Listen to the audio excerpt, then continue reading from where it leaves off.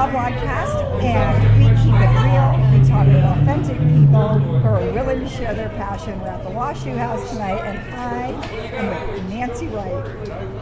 She is an amazing saxophone player, and oh my God, can she sing? Good night. Nancy, thank you so much for visiting with us on R.A.W.Vlogcast. Can you tell us what it is? I read something about you got started with the bassoon, but the saxophone has captured your passion. How did you get started in music? All right. Well, first let me say, Thea, it's very nice to meet you, and so I'm very delighted to meet you. I was classically trained, and when I sort of stumbled on the saxophone, I won't go into the long drawn-out story, I found out I had an ear for at least sort of blues simple improvisation, and that was an incredible thing. I didn't know I could do that, and that just led me to seek opportunities or find myself in opportunities to do that, and that just snowballed, yeah. So what is this music improv? I know about acting improv, but what do you mean by music improv? Well, when you're classically trained, you read music, and you might interpret it, but the notes are there. And improv means, the band is playing, and you're playing, whatever you hear and feel against it. And I found myself, I don't know why, but the blues was my language and my the thing where it worked best for me, so that's where I started. And then over time, I branched out a little bit, but I'll never be a bebopper. I'm a roots person. Yeah. So I like that, the roots person. I get it. What you're saying as far as the music goes, the blues captures my heart. There's just something about the blues and the Monday nights down here that capture my heart. Now, I read a little something about you. You got to open for Jimmy Buffett. That was the first concert I went to. Oh my back gosh! When I was a little girl. So oh my gosh, you're a parrot head! I am a parrot head. In fact, I think I'm going to go see him in Vegas this year. So, oh, cool! How was that opening for Jimmy Buffett? Well, I want to say that Jimmy is just. The whole thing was class. The whole experience was class. We were a hand-picked female band to back up Greg Fingers Taylor, who's Jimmy's longtime harmonic player. And so they picked us women players from kind of around the country, and we had our own wardrobe person. They dressed us and everything. Did a good job. So I'd like to say, and he was the top grossing summer amphitheater tour that summer. So I'm like, I know what the top looks like because I was right there, But I also found, I think on the large stages like that, people tend to play a little safe, and I prefer playing with smaller venues where, people take more risk. There's more direct communication on stage because you're next to each other. When you get on those big stages, it's all through monitors. And so I kind of, and the sax player, Jimmy, had asked me if I would go out with him the next year, and I said no. But part of that was because everybody who's out there on the road is like, oh, but my real passion is at home and I have my project, and I didn't have one at the time. And maybe years later I've been like, yeah, fine, get me on that nice gravy gig, and then I'll do, and I can go home and have the money to do what I want to do. So, but whatever, it worked out fine.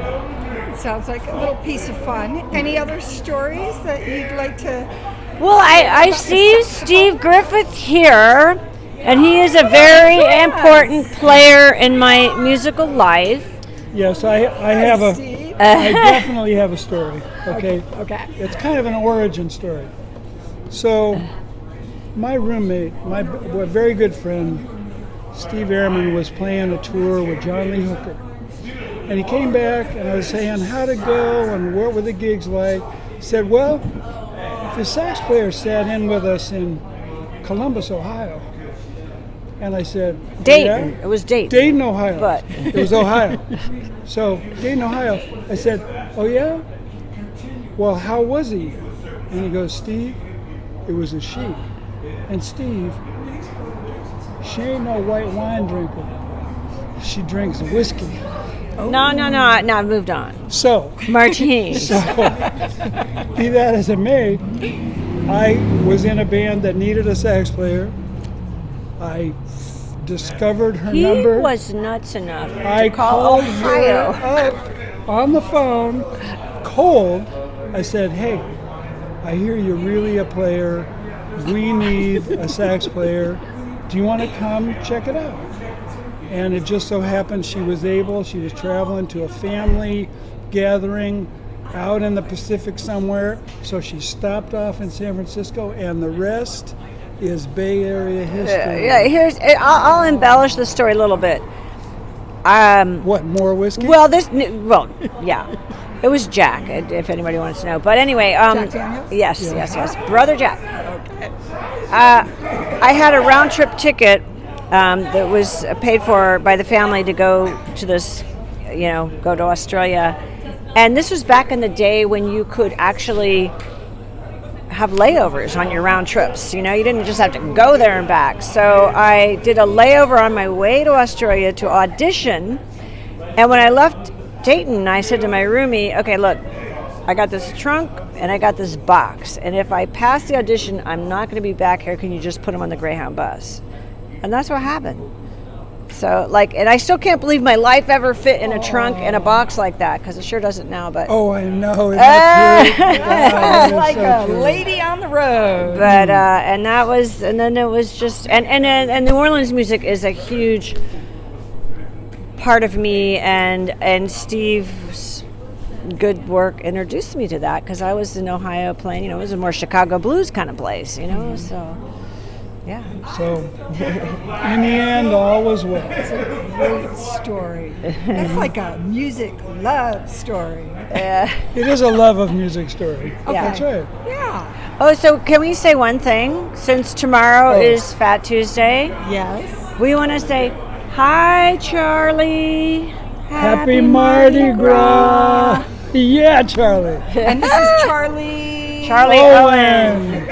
Okay. We both were playing in his band, and it's good. We all go way back, So. Well, I think I heard you saying that there might be something coming up this summer we might want to keep our eyes out for, that you're going to be playing? Well, I'm going to be at Hot Month, Nevada with Big Brother and the Holding Company, which is one of my pandemic silver linings. Somehow I got connected to them during the pandemic, and I love playing with them. It's fantastic. They're What's fantastic. the singer's name? David Freiberg. No, That's Big Brother and the Holding Company. It's right. Darby Gould, who's amazing. She brings it every time, and she kills me. And when is that going to be? When can we find you? I don't know. Just look at the Hot Month Nevada calendar. I'm a ditz. I barely made it here tonight, so. So keep an eye out at Hot Monk, and will you be there? If I can, I will. Okay. Sure. Sorry. Mean drummer here. You're too Absolutely. kind. Thank you. He nailed it. He was nailing it. Yeah. Well, where can we keep an eye out for you guys? Is there a website? My website is nancywrightmusic.com, and I'm, I try to update my gigs there, but if you don't see my gigs on there because I got lazy, if you go to the contact, then you can send me an email and go, hey, where are you playing? I want to see you. Facebook? Yeah. Sometimes, yeah. Sometimes. Wright Facebook? Yeah. Okay. Yeah. Dynamite. Yeah, Well, I'll friend you on Facebook. Okay. And put your name. Okay. Celebrate you guys all over the place. Thank you. Thank so you, much. Anything Thea. else? Any words of wisdom about the love of music, being on the road with the box? Well, in general, stay positive, test negative. True, and I would say what the last 2 years have taught me is that I just cherish every chance I get to go out and play music. Doesn't matter how big or how special or how small. It's just like to play music with other people is a blessing. Yeah. And we enthusiasts so love that. Yeah. Thank you guys. Thank you so much. Well, hey everybody. There's Thea. She was like off camera, but That's right. Get back in. It's all about you. Okay, here we go. Let's there do she is. Cheers, everybody. Thank you. Good night. Thank you.